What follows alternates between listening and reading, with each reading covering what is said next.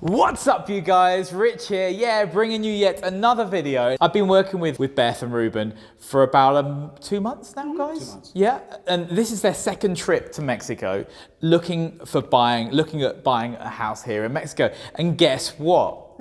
We just bought a house. They've just bought a house, yeah. So, and actually we are in the house that they are purchasing.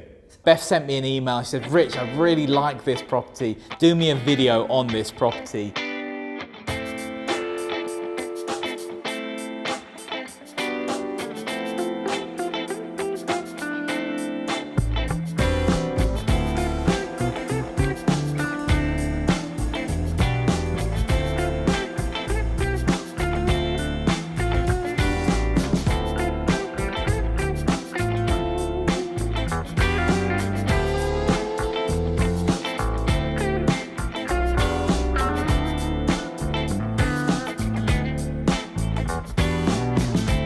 And we're going to be closing on this property at the end of March. This is going to be their very, very first property they're going to be buying in Mexico. Yeah. And I am so happy that we're sharing this information because, I mean, you know, with what you guys can share to help people and reassure people that, you know, buying in Mexico doesn't have to be scary. It doesn't have to be overwhelming. You know, find someone good to work with. Wherever you want to buy, if it's on the coast or if it's inland, like here in Lake Chapala, and little by little, you'll understand how it goes. And so what I want to do in this video, guys, is I want to turn the camera around and I want to give these guys, I'm going to be asking them some questions about what it has been like so far, you know, working with me, getting to the point of finding a property that you like. It's a very, very traditional Mexican house. I mean, check out the arches. Check out these arches behind me. The doors, has a swimming pool in the back. What I'm going to do is I'm going to flip the camera around. I'm from DC and Beth is originally from California. So she's from the West Coast, I'm from the East Coast. So, yeah. Cool. And we met somewhere in between.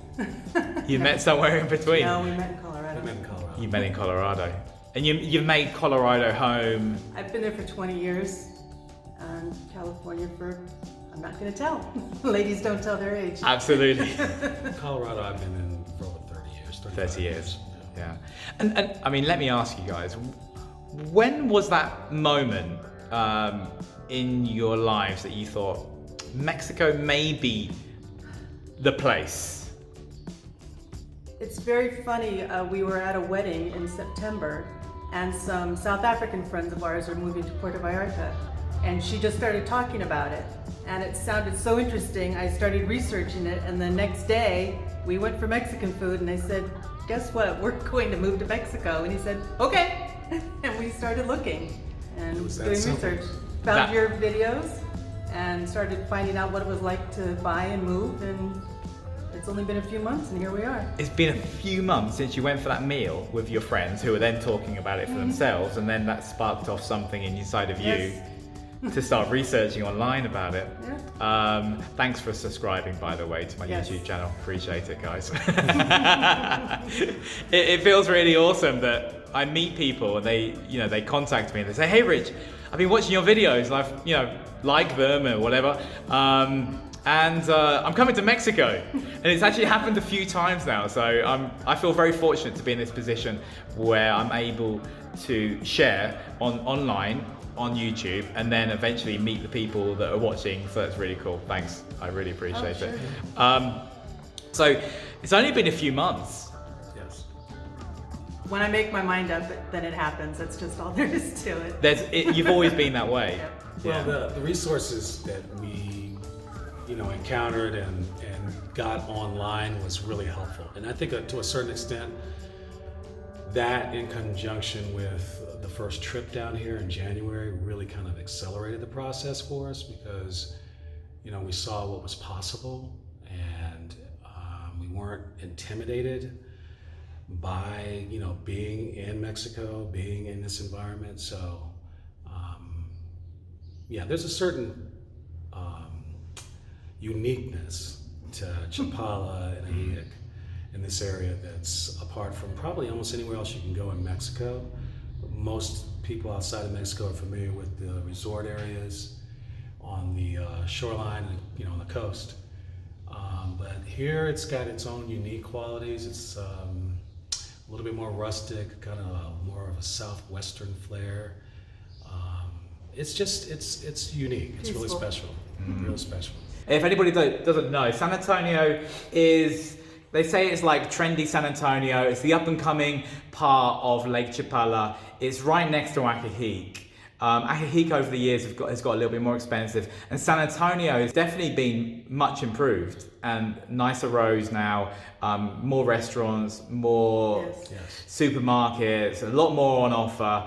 It has changed a lot in 10 years since I've known it, and so you've chosen San Antonio instead of Ajijic. Ajijic just seemed a little too busy. Too congested, a little too busy, a little too built up. But it's still beautiful. Everybody has, their own needs in terms of what they're comfortable with.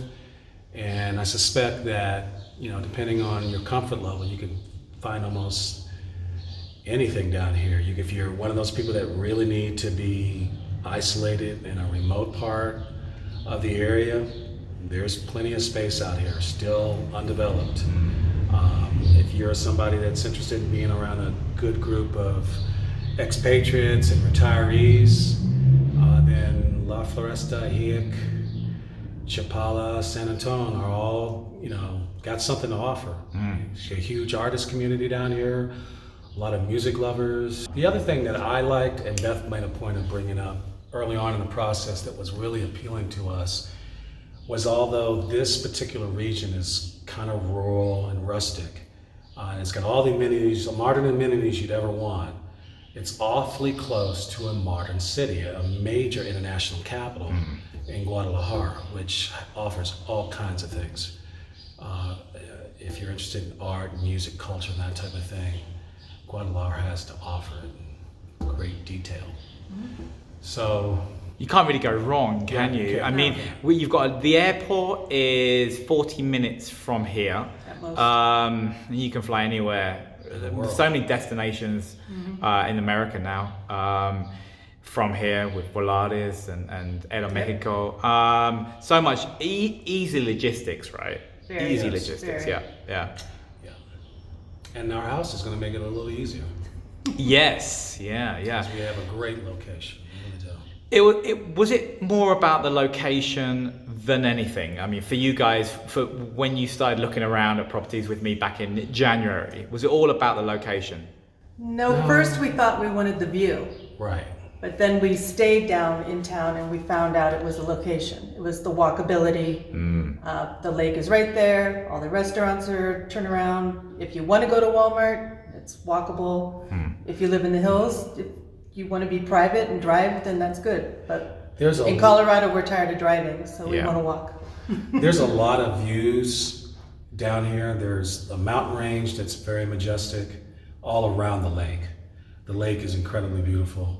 And what really kind of cemented the importance of location to me was the revelation that a lot of the properties that we were interested in have these miradors, like these outdoor upper level patios that are attached to your house or part of your house. So depending on where you're located in the area, you can get good mountain views, you can get really phenomenal views of the lake. We happen to have the good fortune of having a little bit of both, which didn't hurt. It didn't hurt. You're in town, Not at all. and you have lake views, and you have, I have to say, stunning mountain views. Yes. We love the Spanish influence in the architecture, the Spanish-Mexican influence on the architecture in this area. And it's unlike anything, if you're from America, I can't speak for the Canadians, but if you're from America, the architecture is unlike anything you've seen. The layouts in terms of your homes are not cookie cutter. They do know how to build walls that are ornate and curved. They don't always have to be straight and at a 90-degree angle. But it was also, it's got a pool, it's got an office, it's got a mirador, it's got two potentials, thanks to Rich pointing out to us, of two potential income properties if we were decide to go that way. So we find that's very more possible, I think, in town with some of these older houses than some of the newer ones where they're just trying to have new and views. But yeah, there just may be a segment of the population that's considering moving here, who may find architecture they're familiar with a little bit more appealing, but that just wasn't our cup of tea.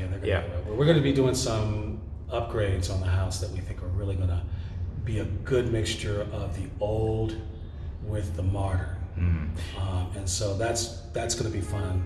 And it's going to be an adventure. yes, And that's your speciality, isn't it, Beth? Where you love to get a project. I do.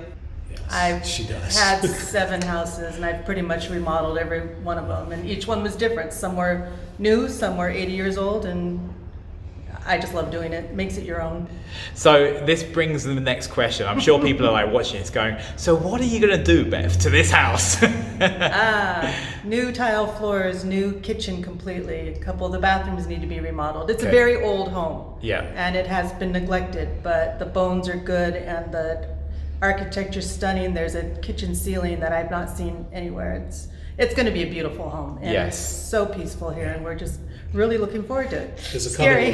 Scary and at the same time, yeah. A couple of really interesting cubbies that make this property unique, unlike anything. I literally tried to find something else, just to make it a bit of a more challenge, even through the process of buying this home.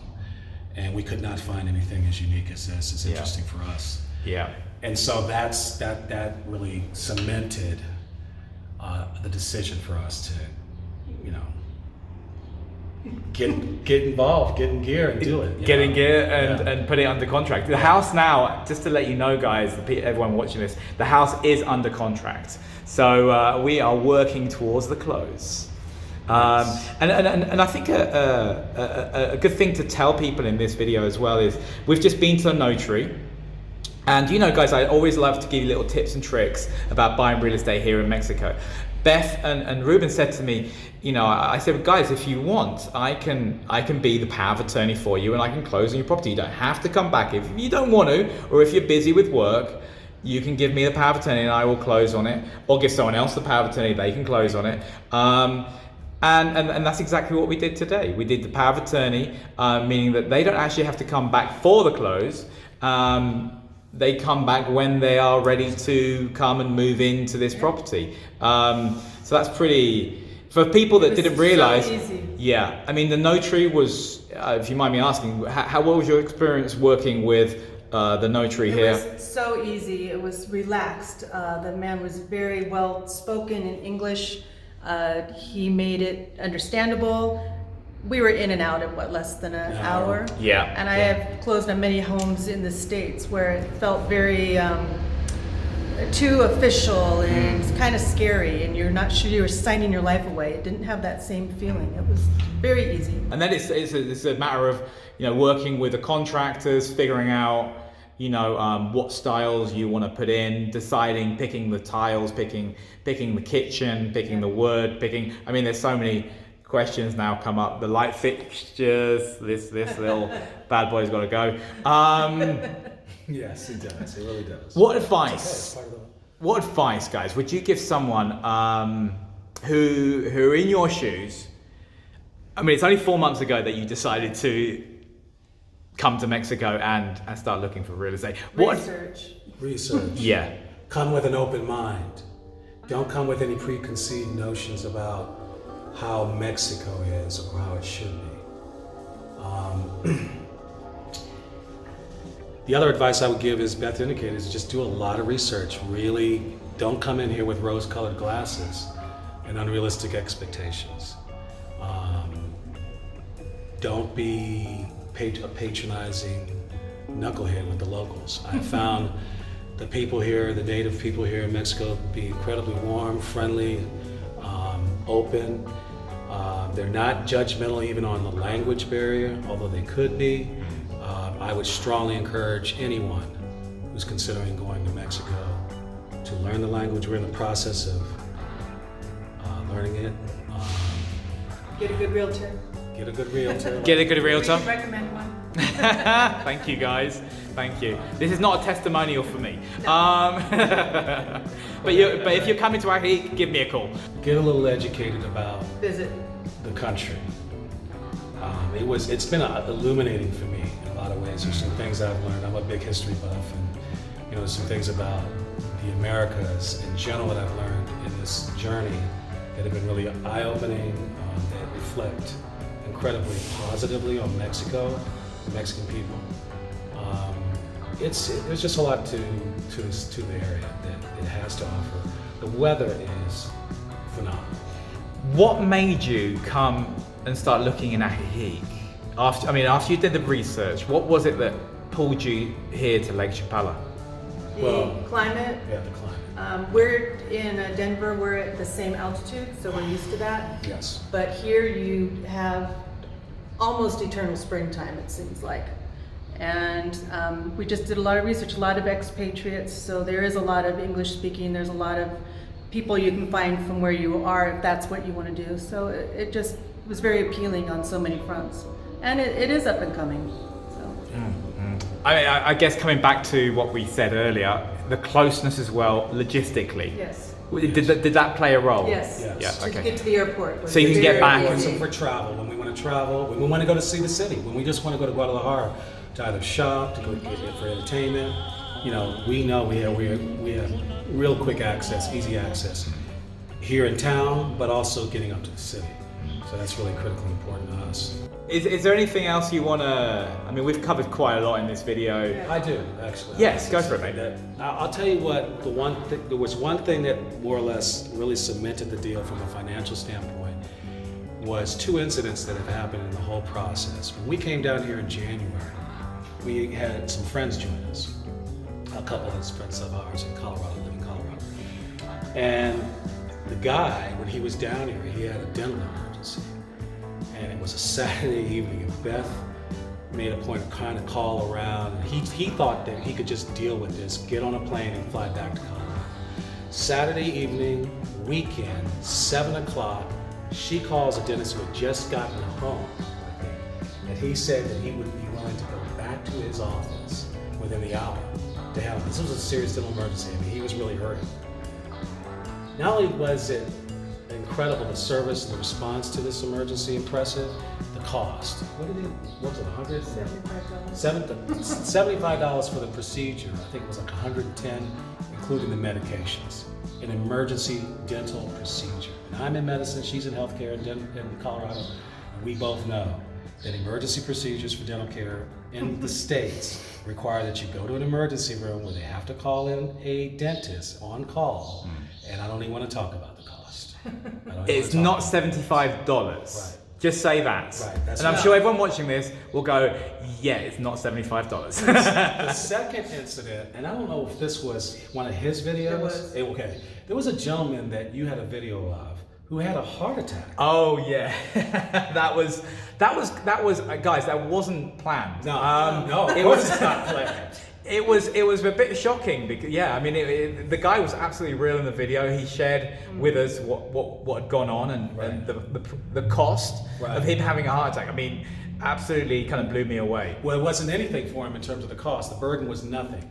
And what stayed with me, and to this day I can still see it, that man had a perpetual smile. He didn't stop smiling the entire The day after film. a heart attack. The He day was after a heart attack. literally- Yeah. He was literally just walking around with his drink, his cocktail, happy as hell, after having a heart attack. I have to say, guys, if you have watched that video, he didn't drink the cocktail No, he didn't. because No. it did have alcohol in. So he wanted to have it just for the fact that he didn't say no of me buying him one. right. But he But- didn't drink it. But the thing that got me was, here's a man who had a serious medical emergency in a foreign capital, in a foreign country, and he was responded to, he got treatment, the next day, and it didn't break his bank. It did not break his bank. And that's why he had that smile. That is why he had that smile. And I think he said something to the effect that when it came to, that he was going to do a follow-up physical in California, but he was just as eager to get back to Mexico to do a physical as well. Yes. Because the cost is so much manageable. So if you had to ask me what was an exclamation point in terms of you know, our desire to be here is the social safety net, the healthcare, phenomenal. So, I would recommend as well, just adding to that, if I may, Ruben, I would recommend if you come to Mexico and you're under 69, you've got to be under 69, take out private medical healthcare. Yes. yes, right. Part of your research. Research. It's not expensive. I mean, in the big scheme of things, we're all getting older, touch wood, but it's not expensive, but it's very, very worthwhile just having it, just in case anything happens. And there's many companies offering it here now. So I would definitely research that, look around for the best deal. I mean, you guys are in medical anyway, you know what you need. And search around, shop around, and find the best deal. As we all get I would older, recommend that. we all have health issues. There's no question. I don't care how healthy you've been all your life. Beth has had health issues. I've had health issues. Those challenges are important. As you get older, you start taking that seriously, you know, and it's important. It's a nice, it gives you a little peace of mind to know that you're not going to go broke trying to take care of routine medical issues. Yes. Keeping up on your health. Yeah. I mean, and the dental, going back to the dental, Oh my I have to goodness. admit, Oh my goodness. I've personally experienced better dental work here in Mexico than in England. Beth, is there anything you want to, like a final tip that you would say to people coming to Mexico they're in that stage of their life? What would you say? Don't be afraid. It's an adventure, and my biggest tip is do your research and just know what you want. And you'll know it when you find it. The other thing too is that there's a ton of stuff to do down here. There's a That's not a tip. I know, but there's a ton of stuff. If you think that you're going to be bored, that's a personal choice. That's just a personal choice. There's just a ton of stuff you can do in terms of supporting the local community, volunteering, if you're creative in the arts. Check out Lake Chapala Society. Give them a call too. They've been very helpful. Yep. Good place to make friends. I'm going to flip the camera around. This has been fun. Guys, thank you so much for being open thank you. and being open with your advice, being open with your thoughts and feelings about coming to Mexico. I'm so excited. I'm part of your journey. I'm really excited. I'm part of their journey coming to Mexico, and I love my job because I make friends. And I hang out, and my wife's like, really, do you work that much, Rich? And I'm like, well, I do, but the thing is, it doesn't look like it, because I enjoy what I do so much. So, on that note, guys, if you haven't already subscribed to my channel, please consider subscribing. I upload videos every single week about living here in Mexico, buying real estate, talking about life in Mexico, giving you little tips and tricks about living here in Mexico. So remember to subscribe and hit that notification bell, ding it, dong it, whatever you do to it, hit it. All right. Thank you so much for watching, guys. And as per usual, we always do it together. Hasta luego, amigos.